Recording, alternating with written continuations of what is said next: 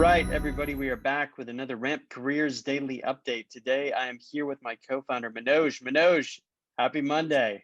Happy Monday, Danny. Happy Monday. How was your weekend? The weekend was good, relaxing. It's very sunny here in LA. Every day I've noticed is just beautiful. So nothing to complain about, really. That's awesome, man. And I'm happy to inform you that I've successfully reached a midlife crisis in my life, and I am now certified to ride a motorcycle. That's what I did this weekend. I went through classes. Wonderful. That's great. A little too adventurous for my blood, but I'm happy you're doing it. Happy you're doing it on behalf of both of us now. My life insurance policy. So there's also that. Very, very smart. Today, we want to jump into the first of a two-part series on LinkedIn. So over the past few years, let's call it the past maybe 5 to 10 years, LinkedIn has become the premier network for business people in the US and somewhat abroad. As such, you as a job seeker or you as an employee need your LinkedIn profile to stand out amongst the crew. So today, what we're going to do is walk you through how to set up your LinkedIn profile if you were a job seeker.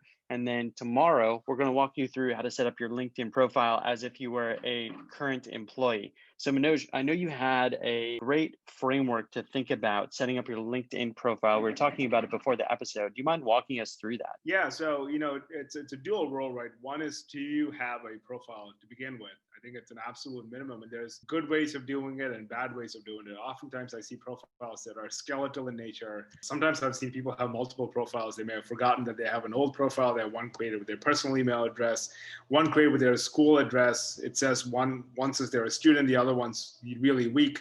And so, the most important part is having a profile and having a good profile. And that's the bare minimum, right? Once you have that, because when you apply for a job, it's likely that a recruiter or your future boss may look you up online. And it is one opportunity where you can control what they see. There's other things that you may not be able to control. If you don't have a great search presence and you're young and you're just starting your professional career, it's unlikely that you have an entire first page in Google dedicated to things that you've done. But because you're just starting out your career, your LinkedIn profile will probably show up and you can actually control what they see. And if that's the case, then you should do everything you can to control what they can see. So that's step one. Step two is taking it a little bit further. And once you do invest in having a good LinkedIn profile, how do you maximize it? How do you engage with others that you should and could be engaging with? And over time, how do you also develop your own authentic voice and your own brand? Because in the process of doing that, you not only will discover a little bit about yourself, you'll also tend to meet more like-minded people and over time realize benefits that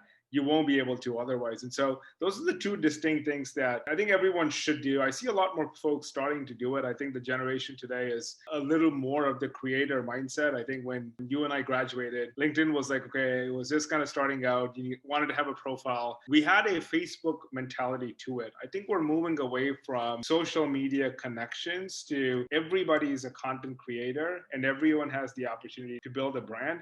And you connect with others and you still have the social media element, but the centerpiece of all of that is original authentic content and voice, right? And so as the second part of the equation, Danny, maybe you can kick things off and start with kind of part A, which is having a profile and how do you do it well? Yeah, so good point. And I echo that. And LinkedIn has added features to make this easier for folks to become content creators. One of those features, they just added a little speaker next to your name where you can customize how people hear your name. And some folks have actually gone to creative extents there and personalize that even more. So when you click the little speaker, it says something funny or creative or some sort of music comes out to give yourself a little more of a personal brand in that realm.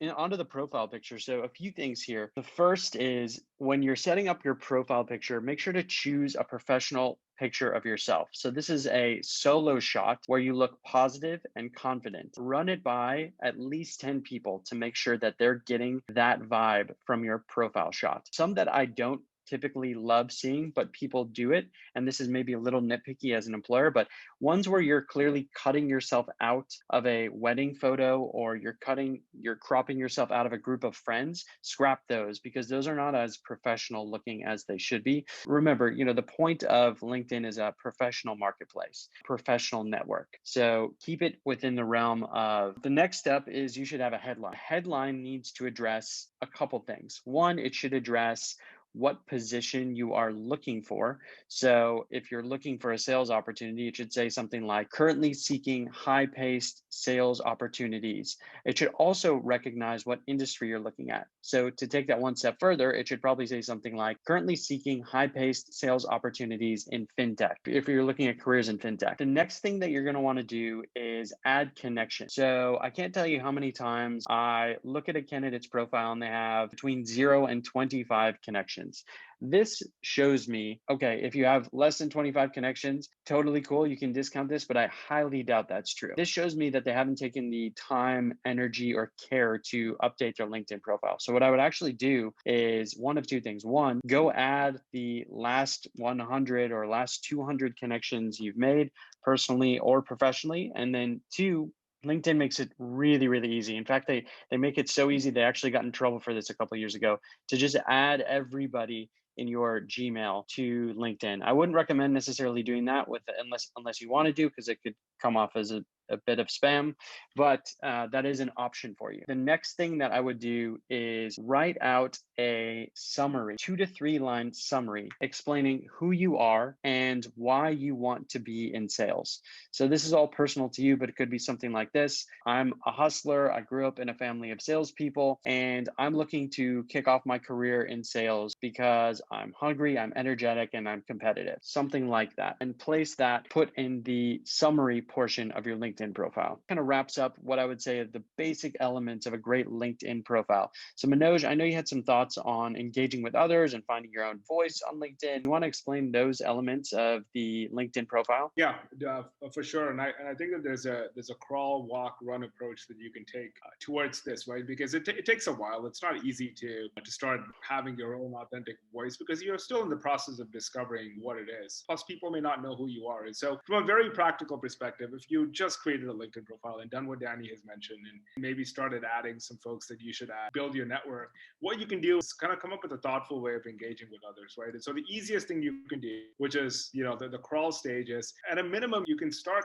liking and sharing and resharing other people's posts. If you find something that's interesting, that you think folks that are connected with you can benefit from, maybe you can reshare an interesting article that you've read, or you reshare a post from somebody else that you enjoyed. You can like a post, start acknowledging when you get something of value, right? You can comment and say, hey, this is very interesting, this is very helpful, I'm going to reshare this with my network, and tag the original poster and giving them credit for what they've done. It's very simple. You can do that. And you can do that with people that you may potentially be interviewing with. Let's say that you're applying for 50 companies, find those 50 VPs of sales. You can follow them on LinkedIn and see what they're doing from an activity perspective. If there's a post they've liked their post, that's kind of the crawling stage. Once you build a little bit of confidence and you feel like you can engage with them a little bit, the next thing you can do is start engaging with content, right? So start posting things of a little more, that generate a little more value.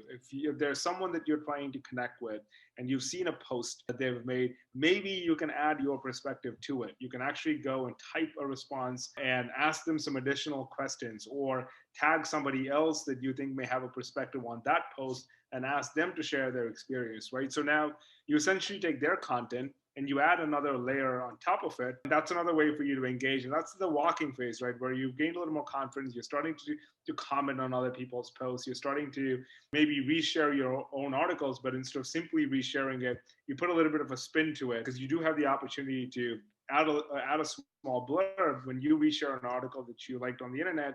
Let's say you read something on The Economist and you wanted to share that with your broad network. There's a way that you can maybe summarize the article, ask some questions of your network, and then post that article. So that's a way for you to kind of walk, engage in a slightly better capacity. And once you've gotten very comfortable, I think then you can go ahead and run and say, okay, now I will create my own content. I'm going to go take it a step further, and I'm going to create voice memos, and I'm going to start creating video recordings of my own self. I'm going to interview other people. I'm going to have informal chats with others and create video content. I'm going to write original articles, not resharing other people's articles, but I'm going to write a blog on my own. And you will slowly get to a point where once you've done A and B, you'll likely have your own following. You may know what type of voice you want to build online, and then you can take it that one step further and build your own brand. And this doesn't happen overnight. It takes a little bit of time to kind of build some following. And who knows, you might learn a little bit in the process. It's not easy to create a video. It's not easy to write an article. The process of doing that is going to, I guess, in some ways force you to do research that you may not do otherwise. And so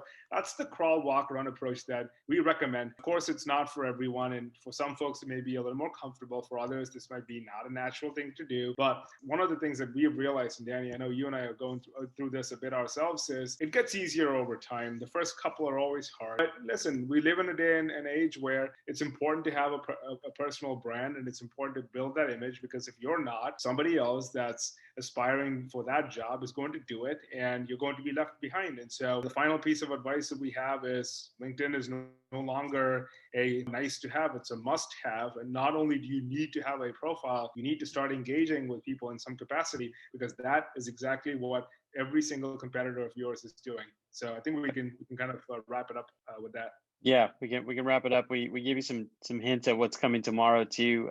Tomorrow's session will be on LinkedIn for folks that already have a career, already have a job, and we'll show you how to optimize your profile there too. For Manoj, this is Danny with another Ramp Careers Daily Update. Thanks for tuning in, everybody.